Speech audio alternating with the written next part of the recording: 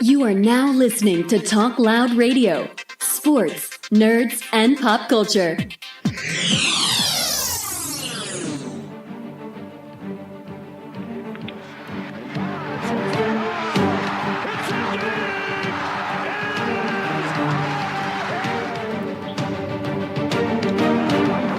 one for the end zone. Phelan is down there. Oh, he got it! He got it! He got it!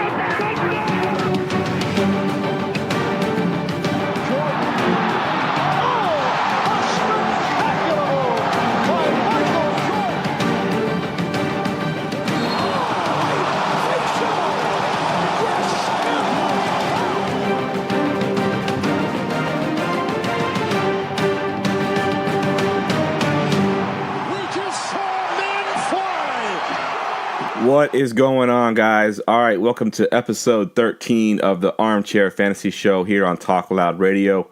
I'm your host, of course, Jeff Lambert. You can follow me on Twitter at JeffLambert77. Also follow the show at Talk Loud Podcast. Subscribe to us, of course, on iTunes, Stitcher, Google Play Music, and TuneIn Radio. Find us at the TalkLoudRadio.com, streaming on the Going for Two app, and now you can ask Alexa to play the latest Talk Loud podcast, and she will play it for you. All right, guys, it's been a little bit since we put out a podcast here, but I wanted to get on before the conference championships this weekend and talk some football. On the show tonight, we have our returning guest, frequent guest, Matt Sandell of GoingFor2.com. Matt, how you doing tonight? I'm doing well, Jeff. I'm this will probably be my victory lap podcast. As a lot of listeners know, I'm a big Vikings fan, and so yeah, it's been a great week for me so far. But I actually have some contempt towards you. Can you guess why? Because I picked. Actually, I don't know. You tell me. Because I think you're the ones that picked the Saints to beat your team. I had your team winning. Actually, I did for sure. This is actually a little off topic, but still sports related. I am really, really mad that your mediocre 8th seed Pelicans get 2 all-star starters, and my one game back from the San Antonio Spurs Timberwolves get no all-star starters. What is up with that? The Pelicans, such a top-heavy team, man. You guys have 2 all-star starters, and then it goes to like Eton Moore is like your next best player after that. So I'm a little salty about that, but. I think what it is honestly, I think your coach Tibbs has made your team boring. Your team is good, but you're boring. You're basically the Spurs. And I think because we got Boogie and Anthony Davis, we got like, all the highlights and we're playing 500 ball, but we are on all the highlights because of Anthony Davis and Boogie Cousins, where y'all are just sort of quietly doing your thing there and just kind of winning games. Very boring, but the right way to do it. Yeah, I guess so. And it just so happens like the spots just don't, like Durant and Harden have those guard and forward spots locked up, so Butler can't get in there. And then, of course, Anthony Davis is way better than Butler has been this year. So it's tough, but like we're definitely going to have Towns and Butler in the All-Star game. But really, the 8th seed Pelicans have 2 All-Star starters. Come on now. I don't know what. I'll give you guys one. You can have one. You can have Davis, but I don't know. Cousins is overkill for me. Yeah, I'm more surprised that you say the 8th seeded Pelicans. Like, I really didn't think we'd even be at the 8th seed at this point in the season. We actually played a lot better than I thought we were going to play with, our coach still employed. I thought we'd have him fired by now and a new coach in there, but we're actually playing pretty decent basketball right now. I mean, for what we were, at last year and the year before that. Absolutely. I couldn't agree more. I thought maybe Cousins would be traded at the deadline here if things weren't going too great. So they'll probably get knocked in the first round by the Warriors, so it won't really matter anyway. But I don't know if probably is the word I would use. I would say for sure we would get knocked out in the first round. But well, if you guys even make the playoffs, we'll see. It's a long season this still. Is true. But yeah, we're one Anthony Davis hangnail from not making the playoffs. No doubt. All right, that's enough talk about some basketball. Let's get into some football now. Of course, last weekend was a divisional round. Pretty, mediocre, I would say, day right up into that last game, which, of course, everyone knows by now was insane. But we'll go ahead and kind of review the games from last week just real quick, and then we'll jump into this weekend's games. Falcons, Eagles. Anything in this game surprise you? Anything stand out in this game? Well, yeah, a lot actually. Well, first off, I was really surprised that the Falcons were even playing in this game. I thought the Rams would just pick them apart in the wild card round, but the Rams are a super young team. Their coach is like 10 years younger than you are, I guess, and they just had a lot of jitters to start, and so that shocked me. First of all, is that the Rams were not playing in this game, and what also stood out to me is I'm going to give you the Russell Westbrook question here, Jeff. Would you say the Eagles won this game or the Falcons lost this game? Falcons definitely lost this game. I don't think the Eagles won. Oh, yeah. If you polled 1,000 people, 1,001 of the 1,000 would say that the Falcons just absolutely blew this game. The Eagles had, 4 or 5 fumbles in that game. They fumbled on their first possession. The Falcons got it back right away. And just while I'm watching that game, the only thing that I could say and the only thing that I was thinking was like, man, this team misses Kyle Shanahan so much. Like, oh my gosh, Steve Sarkisian has just been awful. And this team the Falcons have just been so hot and cold throughout the entire season. They've week 1, Mike Glennon of the Chicago Bears is driving down for a 2-minute drive and about to beat the team that was in the Super Bowl last year. And they barely snuck out a win in that game. Then they'll have a beat down of the Cowboys. Then they'll lose to the Panthers at home. Like, this team was just so hot and cold. And it's just Shanahan, what he did for that offense last year, like Matt Ryan winning MVP, everything is all on Shanahan. He did so much for that team. And you saw it this year. They're a really talented team, especially on the defensive side of the ball. But, man, Steve Sarkisian just was so bad this entire year. And if you even look at a guy like Taylor Gabriel, who had an excellent year last year, was awesome for fantasy owners, had a huge Super Bowl, and was just an awesome find by them. He was actually cut by the Browns. And even he this year, non-factor, had 1 touchdown and 300 yards receiving. Sarkisian never really knew how to use them, and Shanahan just got so much out of all those players.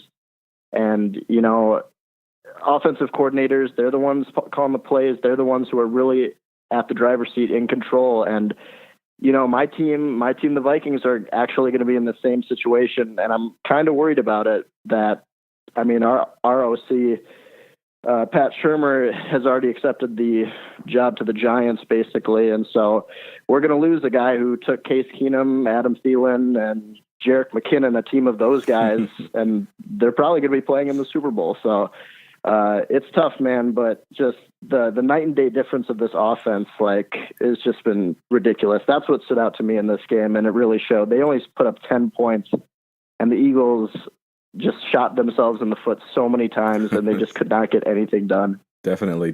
I agree with you on all that. Just to drive home the point of Shanahan and that offense, I think I saw a stat. Of course, Shanahan's now the head coach of my team. The first 3 games of Garoppolo's, starting career with the 49ers, he had more yards in those 3 games than Joe Montana and Steve Young in their first 3 games combined. So this kind of give you an idea. That can't be right. Wow. It's definitely, I had looked it up myself, but it's the truth. I was like, that's crazy. Just, so just to kind of see how that offense got turned around with Shanahan out there, it took us a while to kind of get our feet under us, get the right quarterback, but Shanahan makes the world of a difference. I mean, even the Redskins were good when Shanahan was there as well. They had one of the best offenses in the league there. So, definitely having the right coaches is a big thing. What kind of stood out to me, actually, is, again, I picked the Rams to be in this game, not the Falcons, so that surprised me to begin with. But I think I went on record, actually, on my podcast and said if the Falcons were to make it past the Rams, I thought they'd win this game and actually make it to the Super Bowl. Obviously, I was wrong on that. They couldn't even get past the Eagles. I think we kind of saw what their issues were all season. I think Julio Jones had 1 touchdown all season. You got this guy who's this big receiver, fast, whatever. He can jump. He's a freak athlete. and they can't get him the ball in the red zone. It's just ridiculous to me to watch them. I mean, that last play of the game, he falls down. The play was busted up from the very beginning. Ryan had nowhere to throw the ball. It was just ugly.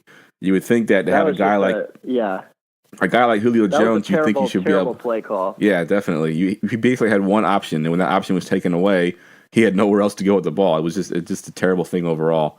And I think that kind of what brought them down is, Sanu actually had a better season than Julio Jones, if you can believe that. It's kind of crazy to think about that the number 2 receiver, kind of a cast-off from Cincinnati, came in here and, maybe the numbers don't show it, but as far as efficiency goes, I think Sanu had the better season overall.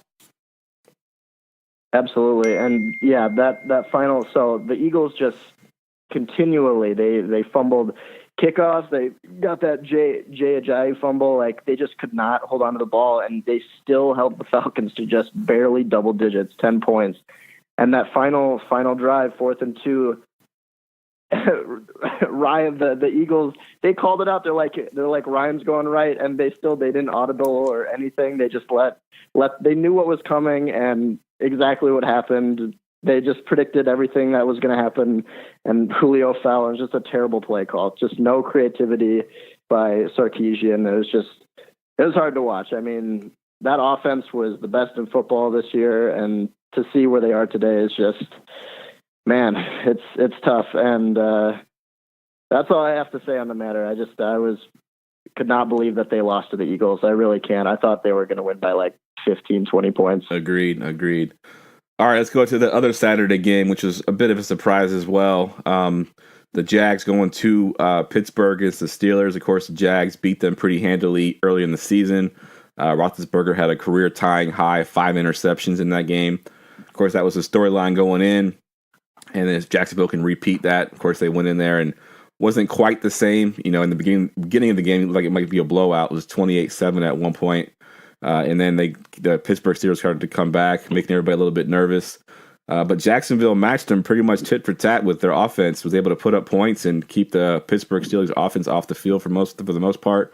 What about this game? Did it surprise you? Well, this was actually the Sunday morning game. The Titans and Patriots played that Saturday night after the Falcons. You're right. But we could talk about this one. For sure. And one thing I just wanted to say, and this is just like a small little tidbit. So I saw a Gatorade commercial like 2 or 3 months ago. I'm sure you've probably seen it. And it features like Kyle Schwarber and I think it was like Serena Williams, just a bunch of like underdog athletes. And like Kyle Schwarber of the Cubs says like being lovable losers for 108 years and just all these people coming back. And then at the end of the commercial, Matt Ryan's featured in it. And he says he's like doing his progression and like training and drinking Gatorade. And he says like to blow a 28-3 lead in the Super Bowl. And I cannot believe he actually did that commercial. I'm at a complete awe that he actually, like, his agent was like, yeah, you should do a little wink to how you just like blew like one of the worst leads in the history of sports and maybe make like $500K doing it. Like, I just cannot believe that he did that commercial, man. That was the worst loss I've ever seen in my life, that they could just not finish a 28-3 lead with like 2 minutes left in the third. But anyway, I had to throw that in there because I was just so shocked that Ryan would agree to do that commercial. Anyway, so this Pitt-Jags game, this was the second most interesting game for sure. I mean, the Saturday games were for sure real snoozers, but this game for sure, I loved what Jacksonville did right away.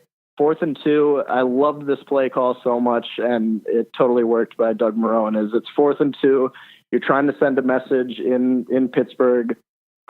It's such a hard environment in the playoffs. In Steel City, it's cold, and it's 4th and 2. Instead of kicking the field goal, they decide to go for it and I've seen this a lot where teams will just opt to kick the field goal when they're on like the 2 or 3 yard line. It's like just attempt to play, because even if you don't make it, like, you can still get a safety on the other side. Yep. And they gave it to Fournette. He dives in. They're up 7-0, and by the end of the first quarter, it's 21-0, and Steelers fans just in absolute shock. That stadium was so quiet after the first quarter, up 21-0. I mean, what did you see from that early hot start from the Jags? Oh, yeah, I thought it was going to be a blowout. I was like, man, look at the Jacksonville Jaguars. They're up 21-0 already. The stadium's just, sitting down on their hands. It's so quiet in there. Like, it's a playoff game, and it seemed like there was a library in there. It was ridiculous. Absolutely, absolutely. Here's a fun fact. This year, in Heinz Field, where the Steelers play, Leonard Fournette has 5 touchdowns, and Le'Veon Bell, in his 9 games he's played there, has 4 touchdowns. Wow, that's crazy. Just brutal.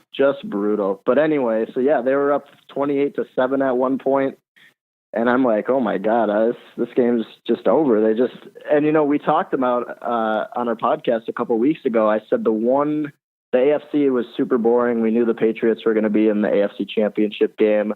But I said, the Steelers are a little bit scared of Jacksonville. I really think they were. I mean, Big Ben, worst game of his career again in the regular season, 5 picks. And they were definitely looking towards New England. They thought they had that game wrapped up. And I'm sure you saw the stuff about Mike Mitchell, like saying it doesn't matter where they play the Patriots in hell and Antarctica or whatever, like they're going to win. Well, that was like the dumbest thing I've ever seen. And his teammates, after he said that to the media, must have been like, "You idiot, dude. Now we're just setting ourselves up to lose this next game." Did you see exactly what happened? Did you see the Jacksonville Jaguars Twitter account response to that?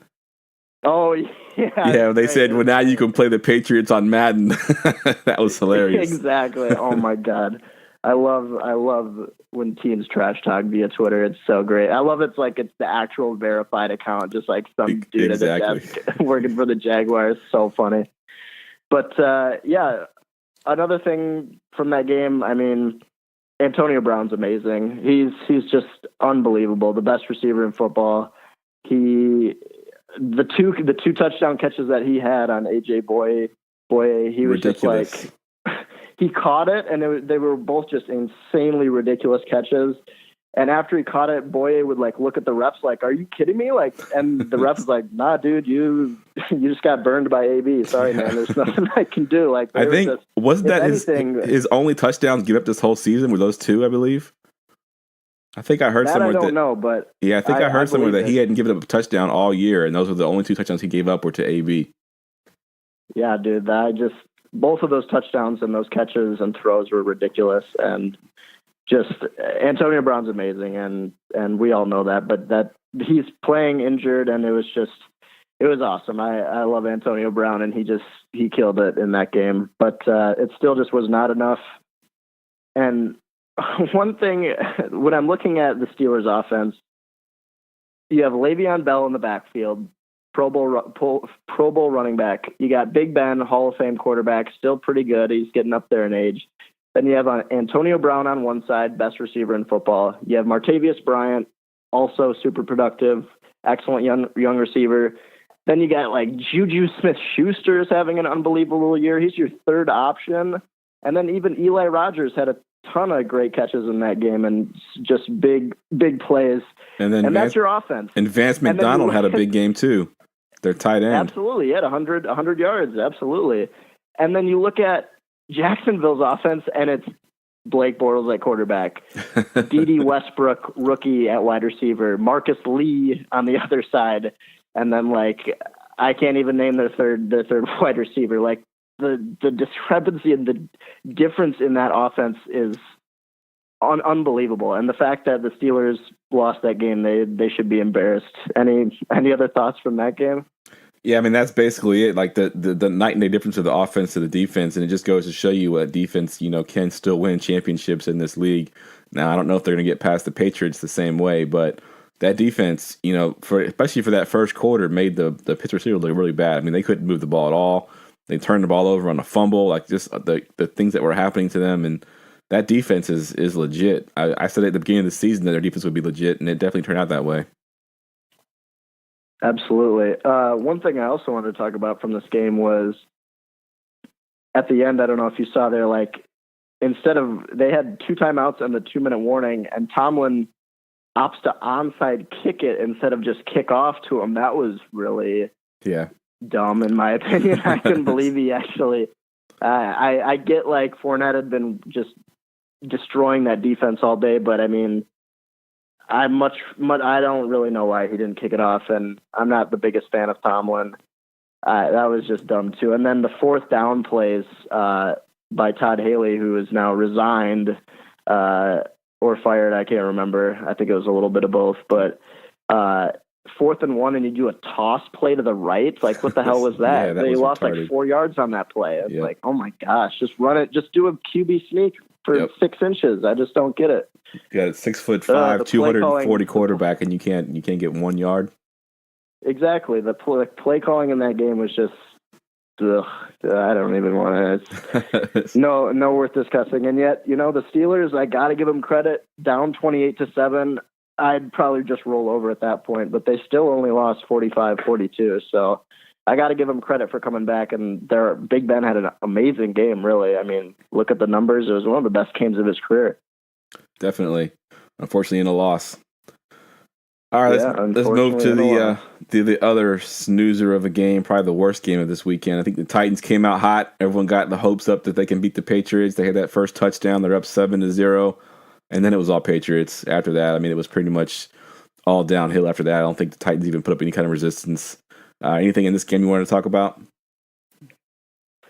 I mean, this game went basically exactly how Vegas thought it would. I mean, high over under, and then the Patriots just blow them out. I will say that at the end of the first quarter, it was 7-0 Titans. I'm looking around like, what the hell? I mean, I know they're off to a slow start. It's cold in Foxborough, but there was a little glimmer of hope for Titans fans, but that door got shut real fast. And by the time I checked the score again, it was like 28-7. So that game went exactly how we thought it would. The Titans are, I think they're probably like one of the worst teams to make the playoffs, like in like the 2010 on era. I really think the Titans and Bills, for that matter. Yeah, both. But I think teams. the Bills were better than the Titans, and I just can't believe they snuck into the playoffs. The AFC was so weak this year. Just so many bad teams. Yep.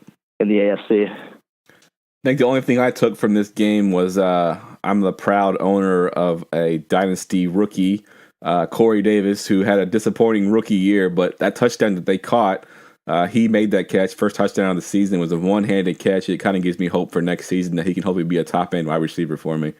That's basically all I took from this game. Yeah, absolutely. And I mean, they just were able to. Mariota, that's another story and for another podcast, but he has regressed so much this year, and he had 10 touchdowns, Jeff, and 14 picks. Wow. Last year he had like 24 touchdowns and like 8 picks, something like that. So he's really, really regressed. And the only last thought I have for this game is Mike Mularkey, their coach, won them a playoff game, and he still got fired. Yeah. And Hugh Jackson is 1-31 and still has his job. Yeah, exactly. So life isn't fair sometimes. Yep, this is true. Life is not fair. That's just unbelievable. But I'm curious to see who they're going to hire as coach, because I think a quarterback guy. A lot of players. Yeah, I think Tennessee has a lot of players I like Derrick Henry and Corey Davis, and their defense is okay. So we'll see for next year. Definitely. All right, I saved the best one for last. Of course, the Saints and the Vikings. Everyone knows by now what happened in that game. I think even if you aren't an NFL football fan, you know what happened in that game. It was pretty much all over the place. You couldn't escape it. You're a Vikings fan. Give me your thoughts on this game. Wow. I mean, I want to dissect this one a little more than the others, because this game had just so many ups and downs for both sides. If you're a Saints fan, if you're a Vikings fan, or if you're just a fan of football, it was just an awesome, awesome game.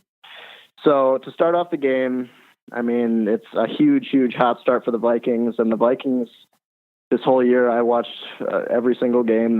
They're just a hot start team. They always are the first team to get on the board. And it happened here again against the Saints. They're up 17-0 by half. And it was just probably the worst half I've ever seen Drew Brees have. He had 2 picks, and even they got in the red zone there at the end of the first half, and Everson Griffin is like turned the wrong way and sticks his hand up, and it just hits off his hand and gets tipped right into Anthony Barr's hands for an easy pick, and just nothing was going right. for the Saints. And so at halftime, 17-0, I'm sitting around like, man, this is great. We're going to the NFC Championship game. Now, do I even need to watch the second half? Like, this is nothing. And we got the ball back at half too. So we were in a great spot there. And so then the third quarter started, and then of course the Vikings did an incredible job of clock management, and they just milked the clock down in the third there. They had the ball from the start of the third and milked it all the way down to 7 minutes left in the third, and that's when they punted. So excellent clock management job. Still up 17-0, we punt, and then the Saints put together a nice little drive, throwing to a touchdown to Michael Thomas. And it's 17-7, and so I'm like, okay, well, now it's a game. We'll actually get to see some action here. And so then the Vikings get the ball back with like a minute 30 in the third, and Keenum throws, it's like 2nd and 10. Keenum throws like the worst pass I've seen by any quarterback all season. And Brock Osweiler and Paxton Lynch are in the league. So this is just an absolute duck. And he was just trying to force it, and it gets picked by Marcus Williams of all people. And then the Saints have the ball in the red zone already with a minute left in the third. I'm like, the stadium, US Bank Stadium, just got so quiet after that. It was like you said, it was a library in there, man. People have seen this movie before. We've seen the Vikings choke so many times before, and it's 17-7, and the Saints had the ball to start the fourth quarter. I'm like, oh my God, here we go. So yeah, they of course score again, and it's 17-14. And at that point, I had given up hope. I thought we were going to lose that game 100%. And I'm sure you thought so too. Like, it's just what the Vikings do, man. They were up 17-0 with the ball at the start of the third, and now they're in a nail biter, and there's only a minute and a half off in the fourth quarter. And so we get the ball and then get another score up 20-14, get a field goal.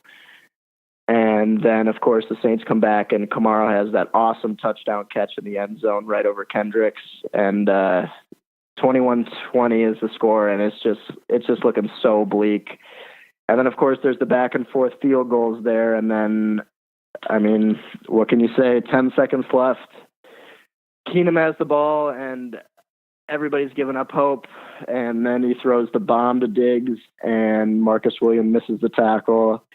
And the rest is history, man. It was I can't believe it. What did you see that play live? What was going on? I did. Yeah, actually, I was watching it.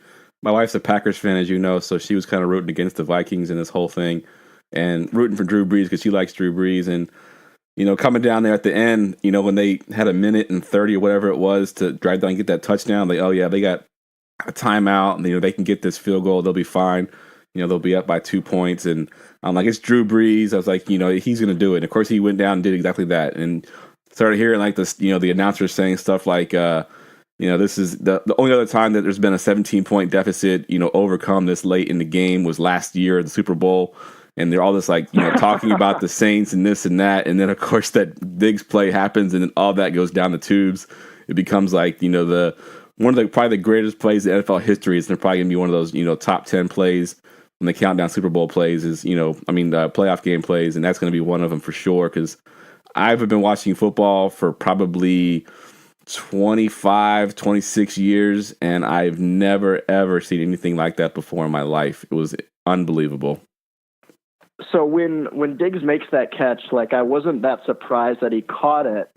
And so he caught it around the 25, 30-yard line, and he catches it. I'm like, oh, my God, get out of bounds. We got this. And then he just starts running. I'm like, what is he doing? I'm like, oh, he's got pure daylight. Nobody was back there to tackle him at all. And when you play Madden, and it's like a Hail Mary situation, and you're like up by 6 in the fourth quarter, you always take like a defensive tackle and just throw him back in the end zone just to be like the shit stopper, like last line of defense. And there was just nobody there, and he just, oh my God, it was just such a great play. And honestly, like, I've said this a couple times throughout the week, that play just, exactly what the Vikings are going to do. They're going to throw towards the sidelines. You saw in the prior play, Jarius Wright was running wide open down the middle of the field, and they don't care at all, because if he catches it, the game's over. Game over. The Saints knew exactly what was going to happen. He catches it, and if you watch the angle from where Diggs is facing you, I understand what happened to Williams on that play. He jumped a little too early, and he realized it, and he didn't want to get a pass interference call, and so he just pulls back, and that's why it just looks so dumb. And when you watch it in real time, it looks like he just like whiffed or something. But if you really slow-mo down that play, he went way too early, and if he even touches Diggs before he has hands on the ball, that's PI, and that's an easy field goal. The game is over. And so that's what Williams was going through his mind at that time, is that he just does not want to get any penalties. But still, man, if you let him catch that ball and just hold him there for 2-3 seconds, the game is over. Yep. You don't even need to. I mean, a high school defense could have probably executed that play, man. I just honestly, that was the most ridiculous end to a football game I've ever seen, just because everybody knows what's going to happen. The fans know exactly what play is going to call. They know that the defense is going to be doing boundary coverage. It's just so many things had to go wrong, Jeff. So many things had to go wrong for the Saints there. And in just one of the all-time worst gambling losses I've ever seen, by the way. I mean, I had there because the Saints are, if you got in at the last second, the Saints were, I mean, if you got in earlier in the week, I think it was like Saints +4, then it went to Saints +5. So if you have that bet, I mean, the Saints are about to win and you're about to cash in, and then Saints ended 29-24 the score, and then of course they kneeled down the extra point. So, oh man, just one of the worst bad beats I've ever seen as well. And just if you are a Saints fan, that's, oh my God, I could not imagine losing a game like that. I just couldn't. That would just be one of the worst losses in the history of the NFL. Just if you were on the other side as a fan for the Saints, because to see that happen live just must have been absolutely soul crushing, gut wrenching, definitely. And see, what I saw from that play was Williams was trying to, because he catches that ball, if he gets out of bounds, they kick a field goal, they still win the game. I think he was trying to get the big hit, trying to separate him from the ball, or at least tackle him so he's in bounds, and he didn't wrap up. He was going for that big, high flying hit, and he just whiffed, completely just missed. He ducked his head down, didn't look at what he was hitting, and completely missed his target. And of course, Diggs lands on his feet, sees open daylight, and runs to the touchdown. But I think Williams in his head was like, okay, he's going to catch this ball, but if he catches this ball, comes down with it, and gets out of bounds, we're going to lose this game. And in effect, he ended up making the game over anyway, because Diggs took it to the house, of course. If I'm Williams there, like, just stay on. He jumped, of course, and jumped at him like he was trying to go for the hit stick or something. Right. And you just stay on your feet, stay planted. And of course, I'm doing the armchair quarterback, like on the couch or whatever, but you just stay on your feet, let him catch it, wrap him up by the waist and hold him there for 3 seconds. The game is over. That's all that had to be done. The fans knew it. Everybody in the building knew it. And just probably the worst way I've ever seen a playoff football game be lost. I mean, there have been some crazy laterals and stuff like that in regular season games and whatnot, but man, to lose that game would just be an absolute rip your heart out kind of loss. Oh my God. Yeah. The only thing that I can compare it to really is the Music City Miracle with the Tennessee Titans and the kickoff and the lateral. And, they thought they had the game in hand. And that's the only one I can really compare it to, because that was also a playoff game. And it was just, one of those things where it's like last second, you think the game's over and something crazy happens. Well, I was trying to think of like the craziest ways I've seen a football game end. And of course, that's number one. And the only ones that I could think of are the Music City Miracle for sure. But again, that was just a wild card playoff. And then the Titans lost in the next round anyway. But this one was number one for sure, the Diggs catch. Number two probably would have been the Iron Bowl like 3 or 4 years ago, where the kickoff gets returned with 0 seconds on the clock. That one's pretty nuts.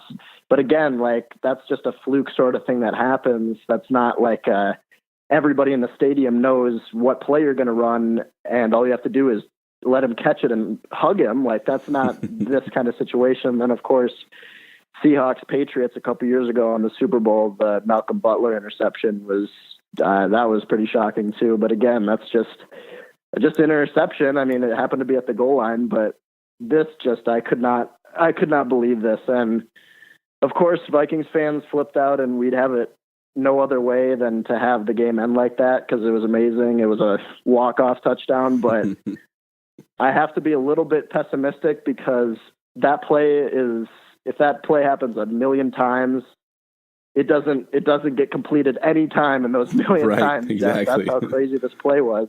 Yep. But we would have blown a 17-0 lead at half, and it just would have gone up, chalk it up as just another terrible, terrible Vikings loss.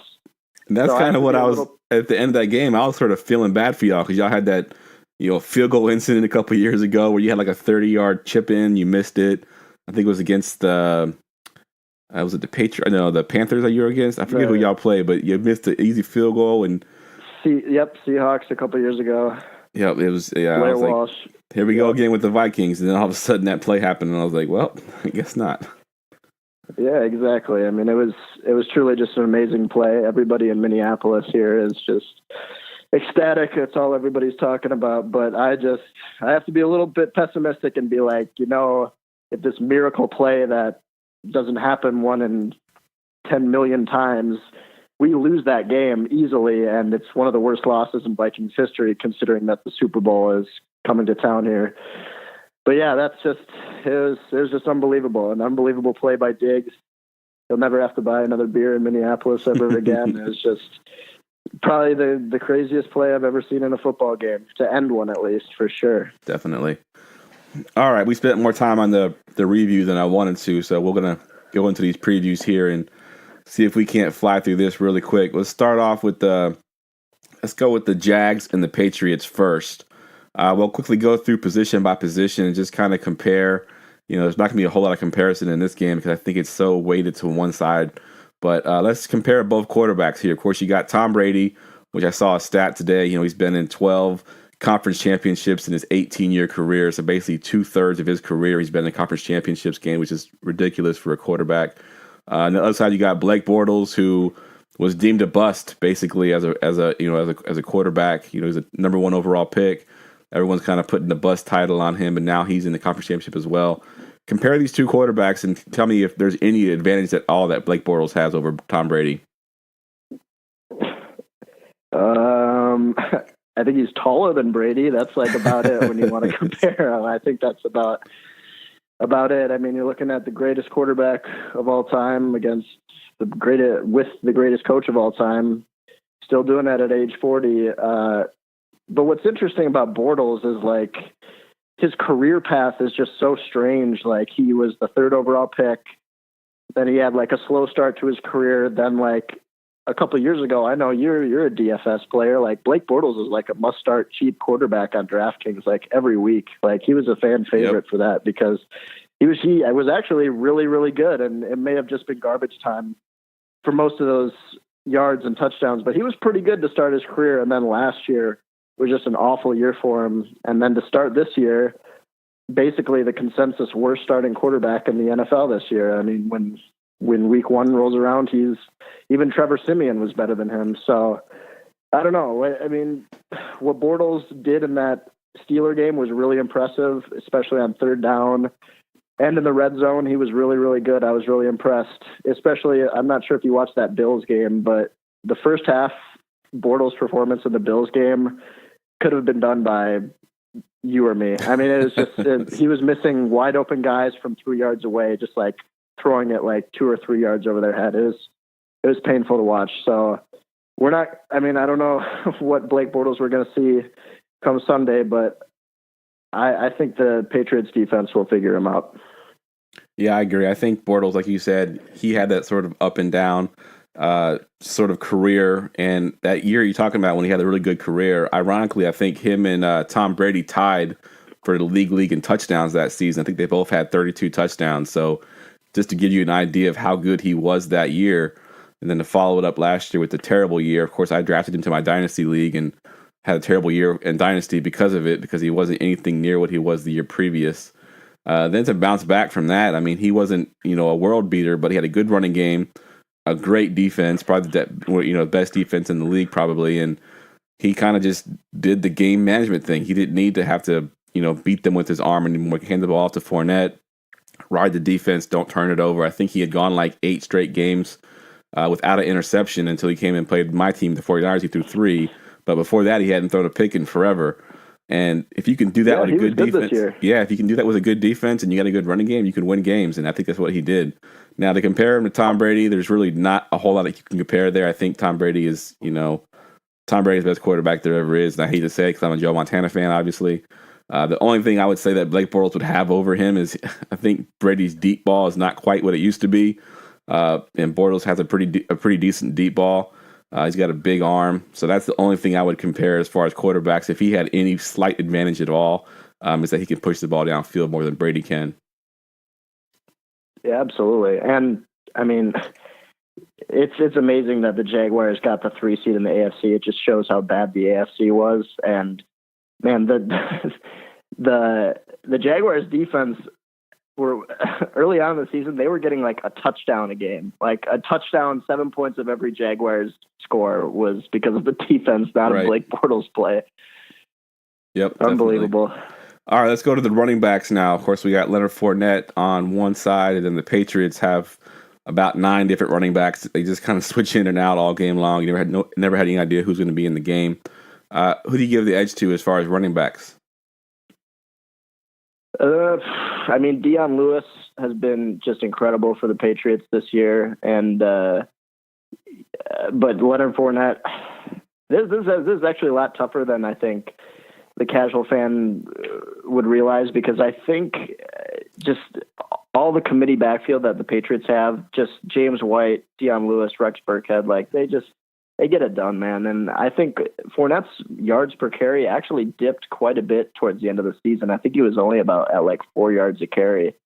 But of course, he just destroyed the Steelers, and he's a big back. And the Patriots front seven is not overly big, overly powerful. So I'm excited to see that matchup. Actually, the Patriots front seven versus Fournette. I think Fournette can give him some trouble, but it's a pretty even matchup here.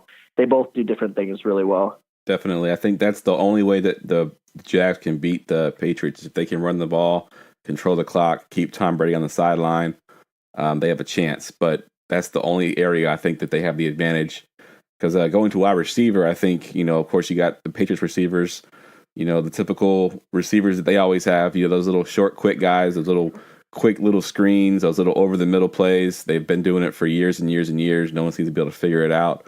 And then Jaguars, I mean, like you said before, you named off the rookie Dede Westbrook, Marquise Lee, who I think was the number 3 receiver coming into the season behind Allen Robinson and Allen Hurns. He ends up being their starter and probably their best receiver this season. And I think the other guy's name is Keelan Cole, I believe. He's their number 3. Keelan Cole. And, I was trying to think of his name. Yeah, I mean, compare these guys. What do you think? Is there any advantage at all to the Jacksonville Jaguars wide receivers? Zero at all, Jeff. I mean, I just can't. I mean, the one thing is that Edelman is hurt for the Patriots, but I mean, they still have Amendola, who had a great game against the Titans, and then Cooks on the other side has been a nice addition for them, especially considering that Edelman went down. So I got to give this one to the Patriots by far. I mean, the fact that the Jaguars are in this AFC Championship game without Allen Robinson and Allen Hurns, really shocking. As much as the Jaguars even being in this game is shocking, they did it without their 1 and 2 wide receivers. Yep. All right, to save time, we're going to skip over tight end just because I don't think there's any comparison between Gronk and Mercedes Lewis. I think everybody knows that Gronk is the best tight end in the league, so nothing to talk about there. Let's just go ahead and skip up to my next question here is, what did the Jags need to do to win this game? If you had to pinpoint 1 or 2 things that they had to do, or don't do for that matter, to win this game, what is it? Well, so you've seen the reports that Brady's hand is hurt, supposedly. Yes. He's questionable, I believe. Yeah, so that actually moved the Vegas line from 9.5 to 7.5 for the Patriots. And I don't know, man. I just, there's something something weird about this game, man. I know it's the Patriots. I know it's the Jaguars of all teams, but there's just something's a little fishy about this game, man. I don't know what it is, but I think if the Jaguars their secondary is the best in football, and just if Jalen Ramsey and AJ Boye just shut down Cooks and Amendola, and I think they could do it, man. I think they could actually pull the upset, the Jags. I really think that is a possibility. I don't think it's likely at all, but if the Jaguars, if I took a nap during that game, woke up and saw the Jags won, I wouldn't be as shocked as a lot of football fans. I just think the Jaguars, I just don't think the Patriots defense is that great. And if Bortles has a game like he did against the Steelers and Fournette's just destroying them on the ground, I think there is upset potential here. If Brady's not 100%, you never know, man. You just really never know in football. But I think the whole Brady injury thing is kind of a sham. I think it's just smoke and mirrors Agreed. I think Brady will be fine. I think you'll be completely fine for that game. But I don't know, man. I wouldn't bet on the Patriots, especially not the spread. I would not bet on that. I'd probably go Jacksonville for Vegas purposes. I think the Jaguars have a little bit of a chance to upset this team. All right, that kind of leads into my next question. If the Jags win this game, where does this rank in terms of upsets? So you're saying it's not really that big of an upset for you. How is the media going to view this? Is this a huge upset? Is this like a big detriment to Belichick and Tom Brady if they lose this game? Absolutely. I mean, losing to Blake Bortles in the AFC Championship game would be the biggest knock on Belichick and Brady's Hall of Fame careers. It really would be. But, I mean, the more and more I think about it, the Patriots will probably just take care of business, be playing in the Super Bowl. Again, it's not that big of a shock or anything, but I just think this would definitely go down. I'm trying to think of any other upsets really that I could really compare to. I think this would probably be number one. I mean, the Broncos beating the Patriots a couple of years ago to get to the Super Bowl was kind of an upset. I mean, Peyton Manning was really bad that year. He was noodle arm basically. So that was kind of an upset. What about the Giants beating the Patriots in their 18-0 season? That's what I was looking for. I was still thinking more AFC Championship game or a championship game, but yeah, that one sticks out like a sore thumb for sure. Maybe the Falcons upsetting the 15-1 Vikings in 1998 would be up there too. Yep. Gary Anderson missed field goal there, I think would be up there for sure. But yeah, man, I think that would Blake Bortles taking down Tom Brady and Bill Belichick. That just sounds like the worst upset in NFL history. Definitely. But again, I just think that defense is just as a football fan and a team who could possibly be playing the Jaguars in the Super Bowl. As a Vikings fan, I'm scared of the Jaguars a bit. I just think that their defense is just so tough. Their front seven creates so many sacks and fumbles, which is exactly what Brady doesn't want to see. Is Calais Campbell, 6'8", running at him with no protection. Yep, exactly. All right, let me give you a situation here. If you're the Jaguars coming down to the end of the game, I'm going to give you two scenarios. You tell me which one you'd rather have and why. So the first scenario is you're up 2 points as the Jaguars, 1:30 to go. Patriots have their ball at their 25 and they have one timeout. Or you're down 2 points on your own 25. You have all three of your timeouts and your offense has the ball driving down the field. Which scenario do you rather if you're the Jaguars? Man, you're really putting me in between a rock and a hard place because I don't trust Blake Bortles to produce a game-winning drive in an AFC Championship game. No way. I can't do that one. No way. But Tom Brady, all he needs is to get to the 30-yard line and they kick a field goal. Like, oh man, that's tough. I think considering how good the Jags defense is, I think I'd still probably try and stop Brady. And I've seen Brady be pedestrian at times. I mean, he lost to the Dolphins this year. So I don't think it's going to come down to that or anything, but crazier things have happened. But I think, yeah, I'd rather have the defense on the field because I don't think Blake Bortles he'd probably just throw throw a game-ending interception if I had to bet on it. Yep, agreed. I think I'd rather be up as well with my best unit on the field. Of course, the Jacksonville Jaguars would know that they have to pass this ball. They're going to go after Brady. They're going to be able to get after Brady. The secondary, like you said earlier, is probably the best in the league. I would rather have them locked up on those receivers. They don't really have that, other than Gronkowski, they don't really have that outside guy that's like the big, tall, fast, guy that can just kind of throw it up on the sideline. They have Gronkowski as that receiver, but I think I would rather have them up with have my team be up with them with the ball and just try to stop Brady as well. But even thinking about that scenario right now, I mean, this exact scenario happened to the Vikings last game. I mean, Drew Brees was given a minute 25. I knew Drew Brees was going to bring him down. All he had to do was get to the 35-yard line and they kick a field goal. That's exactly what happened. So if Drew Brees can do it on the Vikings, Brady can definitely do it against the Jaguars. So definitely. I think if you give me those two situations right there, I think they both ended losses for sure. All right, so let's go ahead and move on to the game you're most excited about, of course. That's the Vikings going to Philadelphia to play the Eagles, the number 1 seed. We'll do the same thing. We'll go position by position. We'll start with the quarterbacks. Of course, we got Case Keenum, career backup, pretty much took the team over in week 2 and never looked back. And then you got Nick Foles and his sort of second coming as an Eagle, kind of thrust into that after MVP candidate Carson Wentz goes down. And now he's got the team, to lead them to the Super Bowl if he can do it. Who has the advantage here and why? Well, first off, if you placed a $100 bet on the 3 remaining starting quarterbacks in the championship games, being Blake Bortles, Case Keenum, and Nick Foles, your return would probably be like a small island. Like all by yourself, like you could just have an island for that $100 parlay. I think just unbelievable that these are the 4 quarterbacks remaining.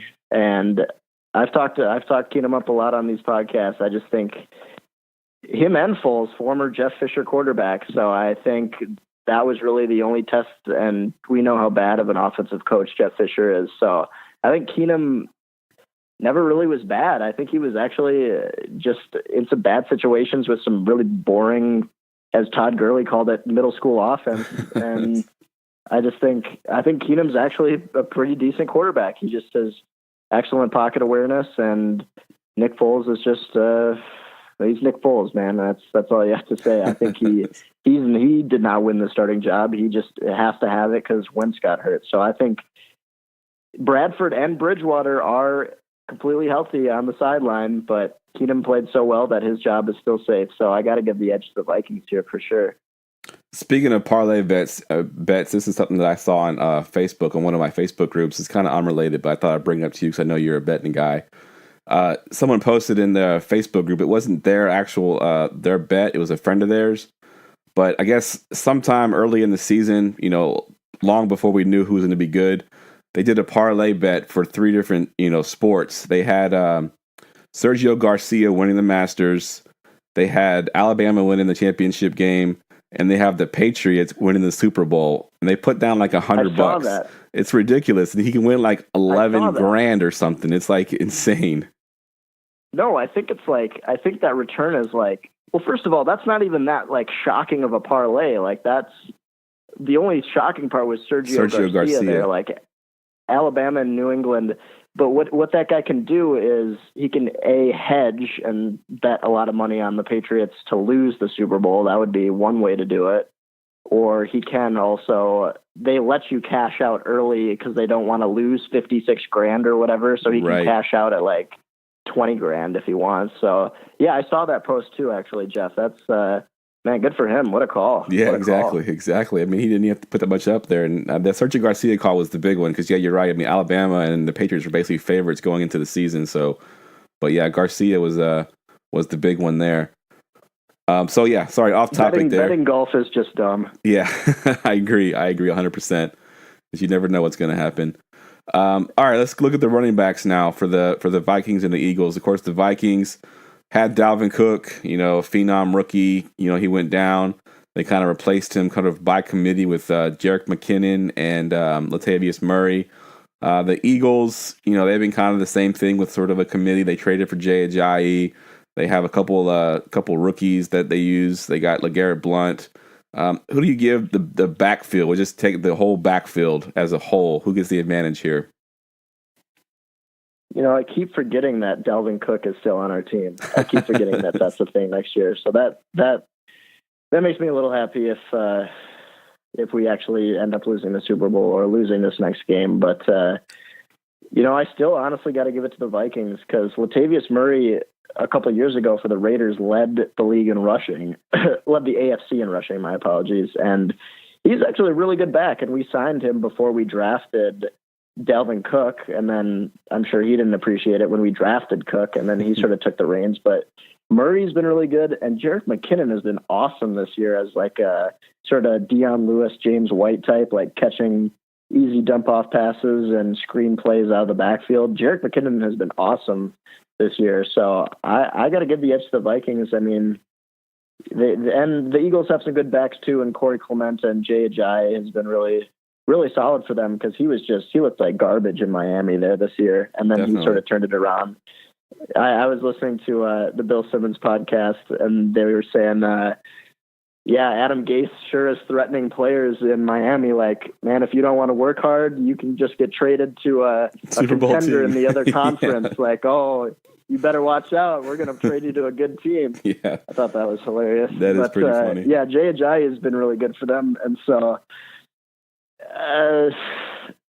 I still think the Vikings have an advantage there. I mean, Latavius Murray has been awesome this year, and they can use Jerick McKinnon a lot like James White and Deion Lewis. So, I'd still give running backs to the Vikes. Agreed. I have nothing to add to that. I think the Vikings take the advantage there. All right, let's move to receivers now. We got Alshon Jeffrey and sort of a resurgence to his career this season with the Eagles. Of course, you got the juggernaut, Adam Thielen, coming out of nowhere, undrafted. Basically, this guy was, not even picked to even be a fantasy player, nevertheless be one of the best receivers in the league. You got Diggs, who had that awesome, catch last game. He's been good all season. Pretty much kind of giving it away right there. But who do you have as your best receiving core out of these two? This one's a bit tougher because, I mean, Diggs is awesome.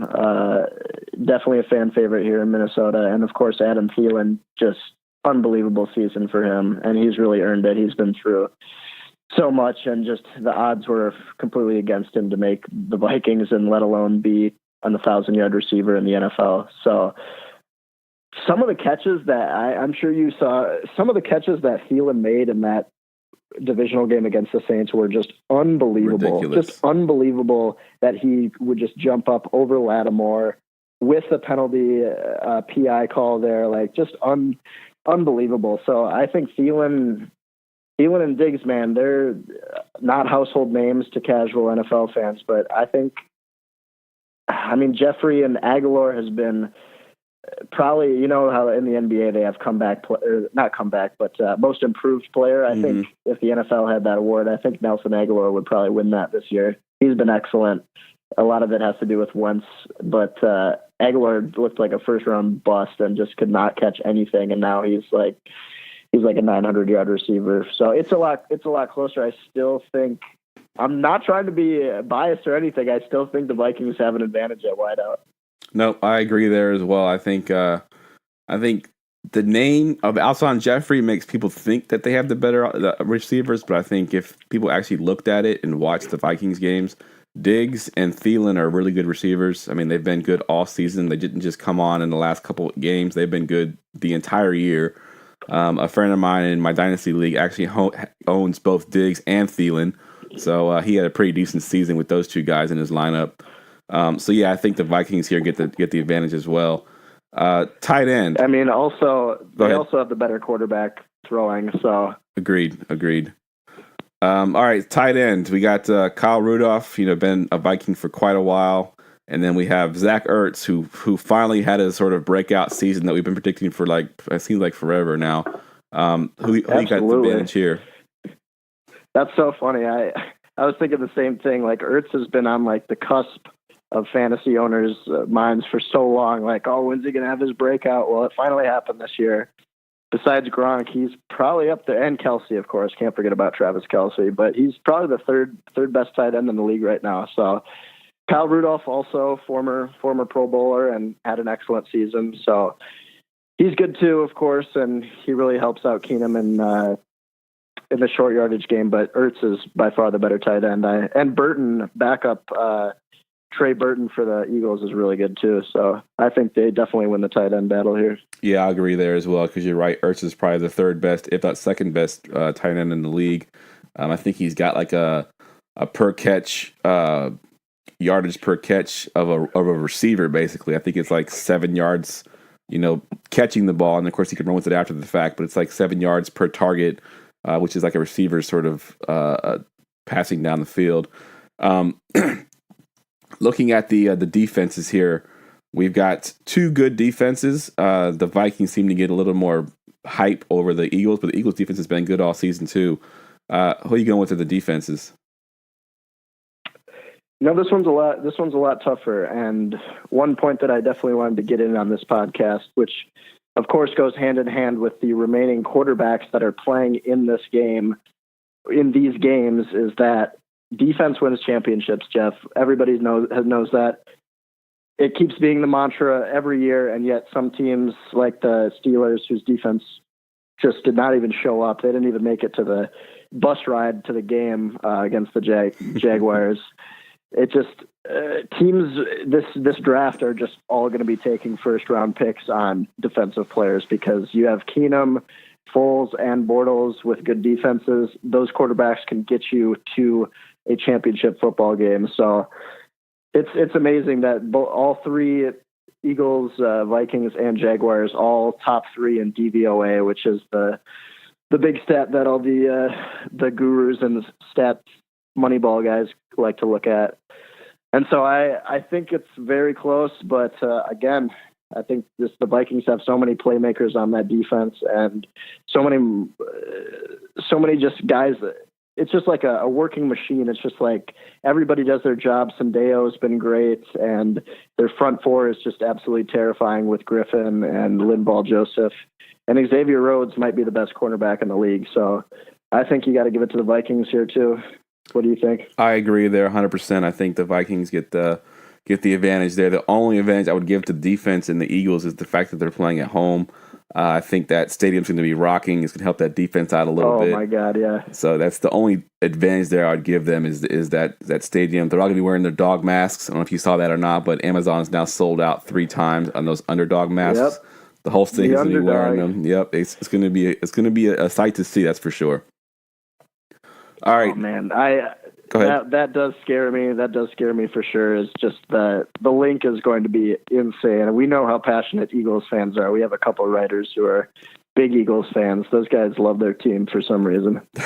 For some reason. All right, give me on both sides of the field here. Give me what the Eagles have to do to win this game and what the Vikings need to do to win this game. Give me both sides. Man, I'm trying to picture scenarios in my head of how this game goes down. And I really, of course, anything can happen in a football game, but I'm really, really having a hard time seeing a scenario where the Eagles win this football game. I know it's at home, but you saw in the Falcons game, they are such a sloppy football team. They had like 4 or 5 fumbles. Their special teams were awful. They missed an extra point. They had a lot of penalties, and Nick Foles was their quarterback.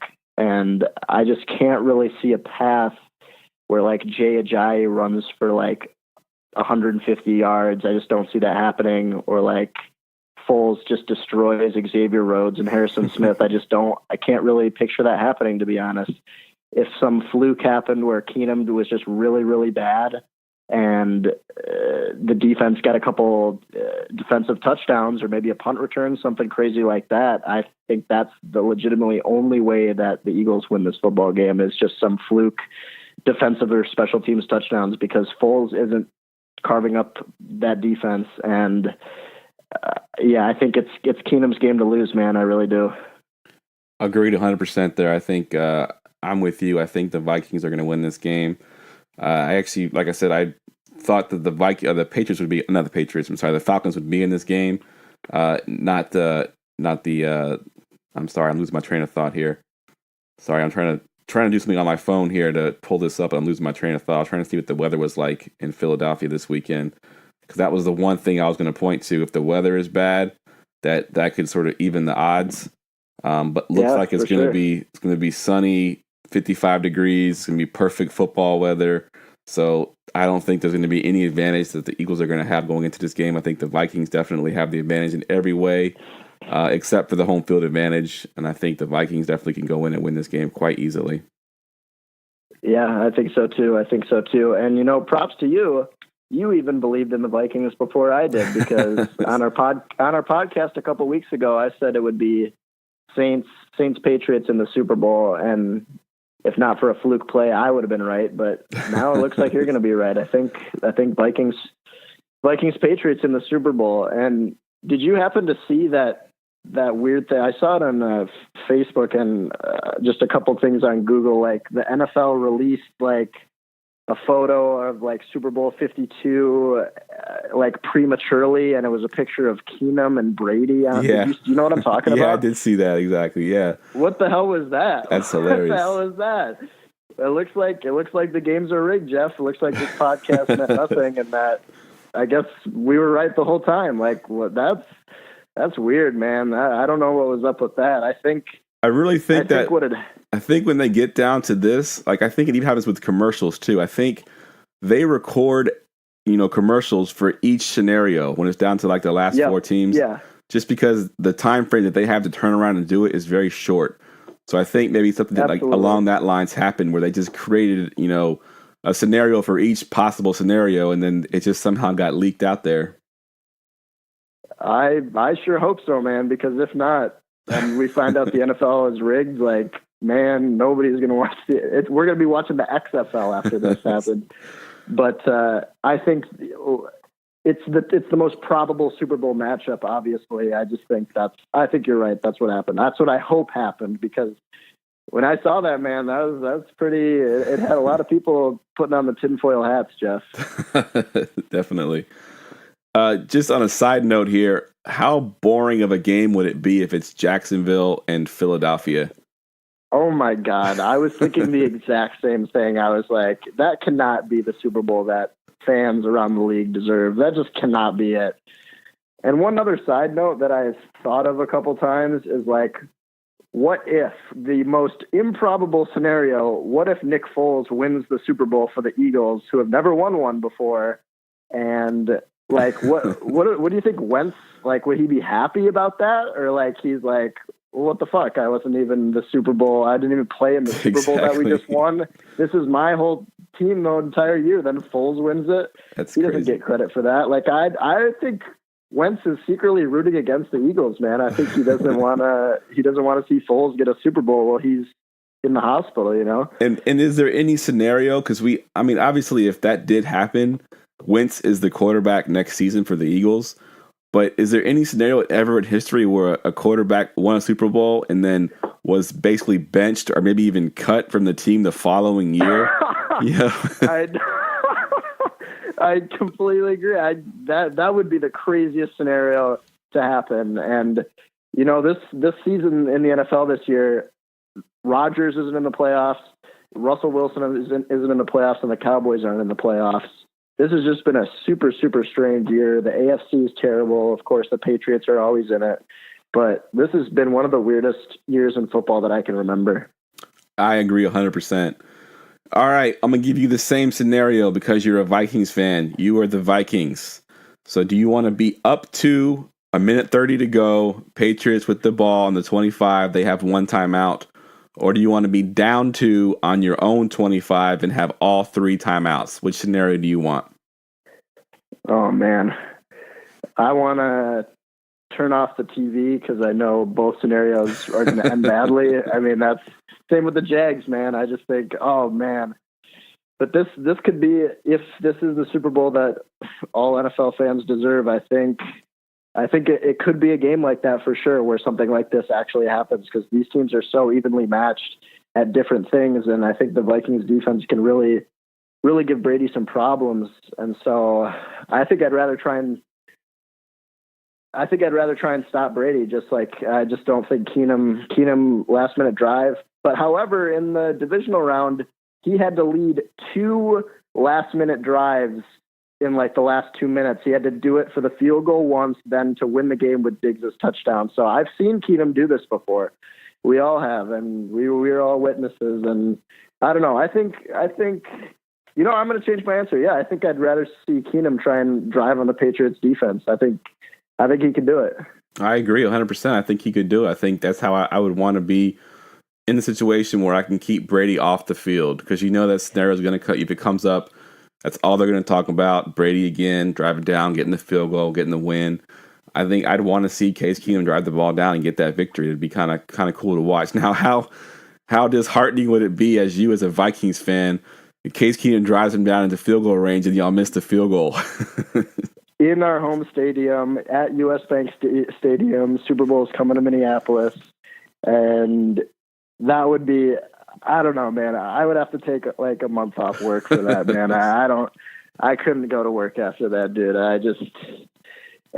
actually thought about that. I was like, okay, if the Vikings beat the Eagles, which they're probably going to, they're just going to lose to the Patriots in the Super Bowl. Like, I'm going to, instead of having like a fun Super Bowl party, I'm going to be like stressing, like pulling my hair out and stuff on Super Bowl Sunday. It's going to be lame. Yes, it is quite terrible, because I was in the Super Bowl a couple years ago, 2013. Literally a week after my daughter was born. I'm in the Super Bowl party watching my 49ers, and I could not enjoy a lick of it because I was so stressed out. I don't think I even had a beer that night. It was just, it was just bad. Exactly. It's like, well, the Super Bowl is supposed to be like a lot of fun. You go to Super Bowl parties, you have a bunch of food, you get drunk, and it's like, no, I'm going to be on the edge of my couch, just sitting there tapping my foot super fast. It's going to be awful. It's not going to be a fun Super Bowl Sunday, and we're probably going to lose to the Patriots. So we'll see. What do you got for a final score in your prediction? Final score, of course, we've pretty much given away our predictions already that we got the Patriots and the Vikings in the big game. I'm going to go Patriots 31 and Vikings 28. Patriots win on a field goal at the end of the game. What you got? Yeah, that's I like that. I like that a lot. I mean, I think it's going to be kind of a weird score. These Super Bowls are always kind of something stupid happens, like a safety or something.